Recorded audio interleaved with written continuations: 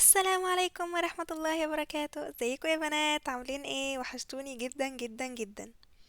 النهاردة بقى جاية اتكلم معاكم في حاجة صادمة شويتين تلاتة اربعة. انسي تماما كل اللي كنتي فاكراه وعارفاه قبل كده عن الانتاجية. ارمي الكلام ده كله ورا ظهرك، لانه مش هينفعك هنا. الحقيقة انا ناوية اغير طريقة تفكيرك عن الموضوع ده تماما. هتكلم عن سر عكسي تماما، وهو كل ما بتبطئي اكتر كل ما وقتك بيزيد فعلا. انا عارفة ان الكلام مش مفهوم، بس خليكي معايا وهفهمك كل حاجة. قبل ما نبدأ الفيديو، ده مش فيديو تحفيزي خالص من بتاع بقى انت تقدري والجو ده. لا، احنا هنتكلم في الواقع. لو انت بتدوري على جرعة دوبامين لحظية وتروح بعد ساعة وترجعي تاني من غير ما تحققي اي حاجة، فالفيديو ده مش ليكي. انا هنا هحكيلك عن مواقف حقيقية مريت بيها، وازاي قدرت ادير وقتي وشغلي. اول تحول مهم لازم تعمليه هو انك تبطئي عشان تعرفي تسرعي. بطلي تعصري كل ثانية في الساعة من غير وعي. يعني ايه اصلا ابطأ عشان اسرع؟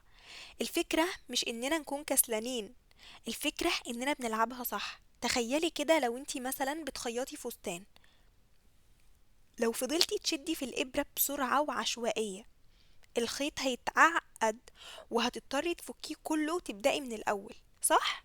وبدل ما تخلصي في ساعة هتخلصي في يوم تقريبا وانتي قاعدة تخيطي في الفستان. البطء ده معناه انك تاخدي وقتك في التخطيط وفهم الحاجة اللي انتي عايزة تعمليها. لما بتعملي الحاجة صح من أول مرة بتركيز وهدوء، مش بتبقي محتاجة تعيديها تاني أصلا. وده في حد ذاته بيوفر وقت رهيب انت كنتي بتضيعيه في تصليح الأخطاء. السرعة مش سباق جري، السرعة هي انك توصلي لنتائج حقيقية بأقل مجهود نفسي. تمام، يبقى احنا كده فهمنا يعني ايه نبطأ علشان نسرع. نبطأ وقت التخطيط، اللي هو انا عايزة اعمل حاجة معينة، فانا هقعد 10 دقايق اخطط للحاجة دي، اجيب ورقة وقلم. يعني مثلا انا عايزة احفظ القرآن، مش هقول انا عايزة احفظ القرآن كده واسيبها عايمة، لأ. انا عايزه احفظ القرآن، هحفظ يوميا نص صفحة. النص صفحة دي هتاخد مني 10 دقايق حفظ. هتقومي من النوم كل يوم تجيبي ورقة، انا هحفظ النهاردة نص صفحة كذا، وتحددي النص صفحة اللي انت هتحفظيها. وبعد ما تخلصي تعملي قدامها علامة صح. كده احنا خدنا وقت في التخطيط، في الكتابة بالراحة، عرفنا احنا هنعمل ايه. خدنا 10 دقايق مثلا، لكن هتلاقي سرعة رهيبة في انجاز الحاجة اللي انت عايزة تعمليها. اهم حاجة عشان تنجزي هي ان يكون عندك هدف واضح. لو ما عندكيش هدف مرسوم بالظبط هتفضلي تايهة في الرحلة كده، ويومك كله هيبقى ملخبط وتايهة ومش عارفة تعملي فيه ايه. يعني مثلا كده تخيلي معايا لو انت جعانة جدا ونفسك تاكلي فراخ مقرمشة مثلا. بصي، ده هدف حلو جدا اهو، زي انك تحفظي القرآن او انك تجيبي درجات عالية او انك تبطلي تتعصبي على ولادك او كل الكلام ده. بس بقى تخيلي معايا كده لو انتي ما تعرفيش محل الفراخ ده فين، انتي مش عارفة مكانه. انتي عايزة تاكلي فراخ بس انتي في مكان مثلا مش عارفة مكان محل الفراخ فين، هتعملي ايه؟ هتخرجي من البيت، تفضلي تلفي في الشوارع، تفضلي تلفي في الشوارع وتضيعي وقت، ورجلك توجعك وتجوعي اكتر، وفي الاخر مش هتوصلي لحاجة، مش هتاكلي فراخ مقرمشة برضو اللي انتي كان نفسك فيها وطالعة من البيت عاملة هدف انك توصلي لمحل الفراخ. ليه بقى؟ لانه اصلا في بلد تانية، مش في نفس المكان اللي انتي قاعدة تدوري فيه. ده بالظبط اللي بيحصل في شغلنا او اي انجاز احنا عايزين نعمله.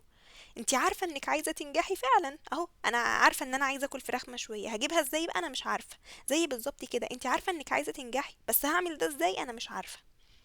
ليه بقى؟ عشان مفيش خطة واضحة. بتفضلي تلفي حوالين نفسك وتعملي انك بتنجزي فعلا، وبتلاقي نفسك في الاخر بتضيعي وقت ومش بتنجزي اي حاجة.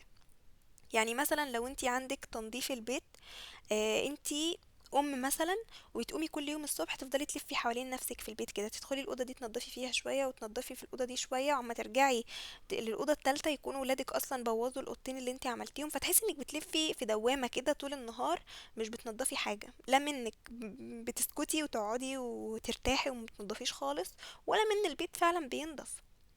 ليه بقى؟ علشان دي اسمها اهداف عايمه. لازم انك تحطي لنفسك اهداف. انا هصحى من النوم النهاردة، هعمل، تجيبي ورقة، هعمل 1 2 3، هنضف اوضة النوم، هنضف الريسبشن، هنضف المطبخ وهطبخ مثلا. بس على كده، مش هنعمل اي حاجة تانية. وكل ما تخلصي حاجة من دول تعملي قدامها علامة صح. يا سلام على هرمون السعادة اللي هينتج في جسمك بعد ما تعملي كده. هتحسي بسعادة رهيبة كأنك مالكة الكون. وكذلك لو انت عايزة تعملي اي مهام تاني بقى في الحياة، حاجة نفسك توصلي لها مثلا.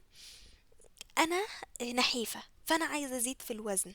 اعمل ايه علشان ازيد في الوزن؟ مش هسيبها عايمة كده واقوم من النوم اقول انا عايزة ازيد في الوزن، انا قررت النهاردة ان انا عايزة ازيد في الوزن، فانا هاكل بقى. تفضلي تاكلي بقى يمين وشمال، مش بتحسبي سعرات حرارية داخلة جسمك، مش بتحسبي الاكل ده صحي ولا لا، انت قاعدة تاكلي كده وخلاص، وتاني يوم تفقدي الشغف، ما تعمليش تاكلي وتفضلي بقى في الدوامة دي. وكذلك لو واحدة برضو عايزة تخس، نفس الفكرة، بتفضل ماشية على سطر وتسيب سطر وفي الآخر مش بتخس.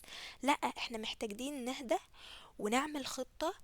انا عايزة ازيد في الوزن، هقوم من النوم انا هفطر مثلا كام سعر حراري، وهاخد سناك كام سعر حراري، وكذلك. وكل وجبة تاكليها او تحققيها فعلا تعملي قدامها علامة صح كده، في انجاز احنا ماشيين قدامه. حاجة في الورقة قدامي، انا فعلا شايفاها حاجة ملموسة، مش في دماغي كده وخلاص. الطريقة دي بتديكي بجد جرعة دوبامين، وبتحسسك انك كسبتي وعملتي حاجة، فبتشجعك انك تكملي. وعايزة اقول لكم سر، الموضوع ده كمان مهم جدا للناس اللي عندها ADHD. معظمنا على فكرة عنده ADHD وهو مش عارف. بتحس بشلل المهام لما الشغل بيكتر. في ناس لما الشغل بيكتر عليها بتحس بشلل، بتقوم واقفة مكانها كده وقاعدة في الأرض، أنا مش عاملة أي حاجة خالص، أنا ورايا كذا كذا كذا كذا، وتحس إن في حاجات كتير قوي في دماغها عايزة تعملها، بتقوم قاعدة ومش بتعمل أي حاجة.